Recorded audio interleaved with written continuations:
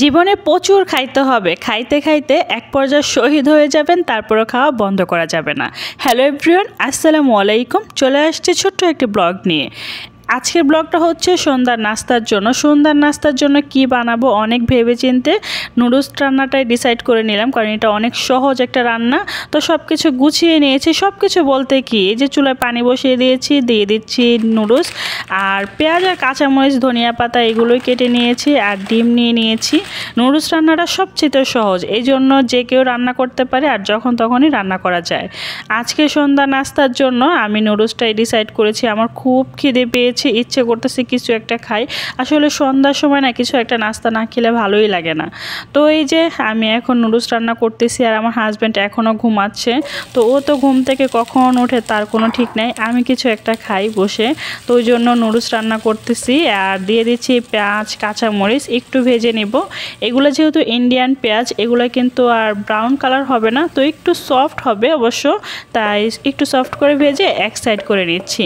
তারপরে দিয়ে দিচ্ছি আমার কেরামতি স্টাইলে ডিম। এই প্রথম আমি এক হাত দিয়ে ডিম ভেঙে আবার এক হাত দিয়ে সুন্দর করে দিলাম, ভালোই লাগলো তাই না?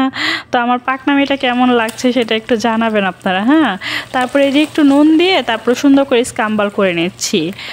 স্ক্রাম্বল করে নেওয়া মানে একদম ঘুটে মুটে একদম করে নিয়েছি।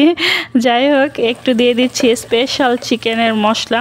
এটা আমি মশলার প্যাকেট দোকান থেকে কিনে আনা হয়েছিল, ওইখান থেকে একটু দিয়ে দিয়েছি। চিকেন একটা ফ্লেভার আসবে, খেতে হয়তো ভালোই লাগবে। তো এবার দিয়ে দিচ্ছি কুক করে রাখা নুডলসগুলো। এই তো এবার একটু নেড়ে চেড়ে নিচ্ছি। আর দিয়ে দিচ্ছি এখানে ম্যাগি মশলা, যে নুডলসের সাথে যে মশলাগুলো থাকে, তো ওই মশলা 2টা প্যাকেট আমি এখানে দিয়ে দিচ্ছি। যেহেতু 2টা নুডলস রান্না করতেছি, তার মধ্যে 2টা ডিম দিয়েছি আর 2টা মশলা দিয়ে দিয়েছি। আর তেলের পরিমাণ তো একদমই কম দিয়েছি, কারণ অনেক তেল দিলে না, বেশি তেল দিলে বেশি মোটো হয়ে যাচ্ছি, এই জন্য অল্প তেল দিচ্ছি। একটু মানে তেল কমিয়ে খাবো তাহলে ভালো হবে, কারণ বেশি গুলুমুলু হয়ে যাচ্ছি। মোটা বলা যাবে না, আসলে মোটা বললে মানে শুনতে খারাপ লাগে, অসম্মানই লাগে। তো নিজেকে নিজে সম্মান করে গুলুমুলু বললাম। তো এই যে আমার নুডলসটা রান্না হয়ে গিয়েছে, দেখুন কতটা ইয়াম্মি দেখা যাচ্ছে তাই না? আমার কাছে তো অনেক সুন্দর লাগতেছে। আর নুডলস আমি সবসময় খাই না, হঠাৎ করে অনেক দিন পর, 1-1.5 মাস বা 15 দিন পর মন চাইলে একটু রান্না করে খাই, এই কারণ নুডলস আমার একদমই পছন্দ না, পছন্দের বাহিরে আর কি। এমন আহামরি না যেটা খেতেই হবে, হঠাৎ করে খেতে পাচ্ছে, কিছু একটা খেতে হবে, কিছুই নাই, তো এটাকেই ডিসাইড করে নিই, মানে বেছে নেই।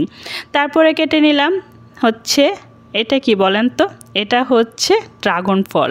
ড্রাগন ফল আমার অনেক পছন্দ। তো এই যে একটা ড্রাগন ফল কেটে নিচ্ছি, এবার খাওয়া দাওয়া করব। আসলে জীবনে প্রচুর খাইতে হবে, খাইতে খাইতে শহীদ হয়ে যাবেন, আর অনেক বেশি মোটো হয়ে মানে দরজা দিয়ে বের হতে পারবেন না, ব্যাপারটা হয়েছে এরকম। তো যাই হোক, জীবনে প্রচুর খাইতে হবে না, আসলে অতটা খাই না যতটা বলতেছি। আজকে কেন জানি খুব খেতে ইচ্ছে করতেছিল, তাই আর কি খাচ্ছি, আর আপনাদের সাথেও শেয়ার করছি। তো আমার আজকের এই ফানি ব্লগটা কেমন লাগছে সেটা একটু কমেন্ট করে জানাবেন। ভালো লাগলে লাইক কমেন্ট শেয়ার করতে ভুলবেন না। প্লিজ চ্যানেলটা সাবস্ক্রাইব করে রাখবেন, আর পেজে লাইক ফলো দিয়ে সবসময় সাপোর্ট করবেন। আপনাদের লাইক কমেন্ট শেয়ার আমাকে নতুন ভিডিও দেওয়ার অনুপ্রেরণা যোগায়। সত্যিই আপনাদের ভালোবাসায় আমি সবসময় নতুন কাজ করার উৎসাহ পাই। সবাই ভালো থাকবেন, আল্লাহ হাফেজ।